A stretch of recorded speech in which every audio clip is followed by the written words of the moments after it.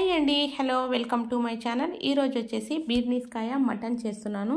Gravy అయితే సూపర్గా ఉంటుంది, అద్రిపోతుంది. సో ఇక్కడ 2 మీడియం సైజ్ ఆనియన్ తీసుకున్నాను, కట్ చేసి వేసుకోండి. మటన్ వచ్చేసి డైరెక్ట్గా ఆనియన్లో వేసి మంచిగా కడిగేసుకోవాలి. 2-3 వాటర్తోన కడిగేసుకోండి. కడిగిన తర్వాత ఈ గిన్నె డైరెక్ట్గా గ్యాస్ మీద పెట్టేయండి. ఒక 5 మినిట్స్ కుక్ చేసుకోవాలి.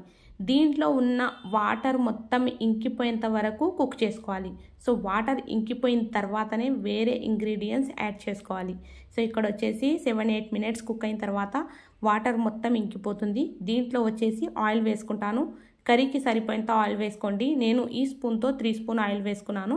కర్రీకి సరిపోయేంత ఆయిల్ వేసుకొని జింజర్ గార్లిక్ పేస్ట్, పసుపు, ఉప్పు ఈ 3 ఐటమ్స్ వేసేసి దీన్ని కూడా ఒక 5 మినిట్స్ వరకు ఫ్రై చేసుకోవాలి. 5 మినిట్స్ ఫ్రై అయిన తర్వాత ధనియాల పొడి, ఇక్కడ ఎండుమిర్చి దంచి పెట్టుకుంటాం కదా అప్పుడప్పుడు అన్నంలో తినడానికి, అదైతే వేసుకున్నాను రెడ్నెస్ కొరకు అండ్ టేస్ట్ కూడా బాగుంటుంది.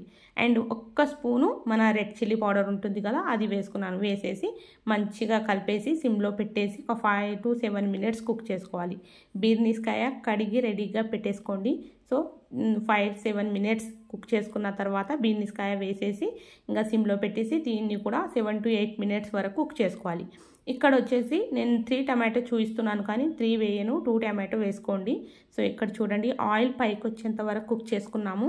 కుక్ చేసుకున్న తర్వాతనే మనం దీంట్లో టమాటోస్ యాడ్ చేసుకోవాలి. సో చూడండి ఇప్పుడైతే నేను టమాటో యాడ్ చేసుకుంటాను. టమాటో వేసి దీనిపై నుంచి ఈ మటన్ అండ్ అంటే బీర్నీస్కాయ కప్పేసి అలాగే వదిలేయండి, కలపకూడదు. 5 to 6 మినిట్స్ తర్వాత ఒక్కసారి తీసి కలిపేసుకోండి. 80% మనకు టమాటో కుక్ అయిపోతాయి. సో దీంట్లో ఇప్పుడే వాటర్ ఏమీ యాడ్ చేయకూడదు. ఇంకా 5 మినిట్స్ కుక్ చేసుకోవాలి సిమ్లో పెట్టేసి. సో 5 మినిట్స్ కుక్ చేసుకున్న తర్వాత ఒకసారి తీసి ఇలా కలుపుకున్న తర్వాత దీంట్లో ఇప్పుడు నేను యాడ్ చేసుకుంటాను వాటర్ యాడ్ చేసుకొని ఇంకా మూత పెట్టేసి మీడియం ఫ్లేమ్లో పెట్టేసి వదిలేయండి. 3 కాజు వేసుకున్నాను, 4 బాదం వేసుకున్నాను. పౌడర్ చేసుకుంటాను. పౌడర్ చేసుకొని ఇక్కడ కర్రీలో మనకు చూడండి ఇలా కుక్ అవుతుంది కదా, దీంట్లో ఈ పొడి వేసుకుంటాను. అంటే మనకు లైట్గా కొంచెం చిక్కదనం వస్తుంది అండ్ టేస్ట్ కూడా బాగుంటుంది, అందుకనేసి ఇలా వేసుకున్నాను. సో దీంట్లో వేసుకుంటాను ఒక గుప్పెడంతా కొత్తిమీర వేసుకుంటాను. దీంట్లోనే కొంచెం పుదీనా కూడా వేసుకోండి. మంచిగా కలిపేసుకున్నాను.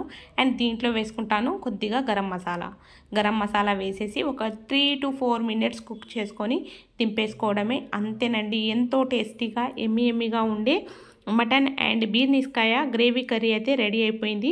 ఈ వీడియో మీకు నచ్చితే లైక్, షేర్ అండ్ సబ్స్క్రైబ్ చేయండి. ఛానల్ బెల్ ఐకాన్ ప్రెస్ చేసుకోండి. థ్యాంక్ యూ అండి, thank you so much. Thanks for watching my videos.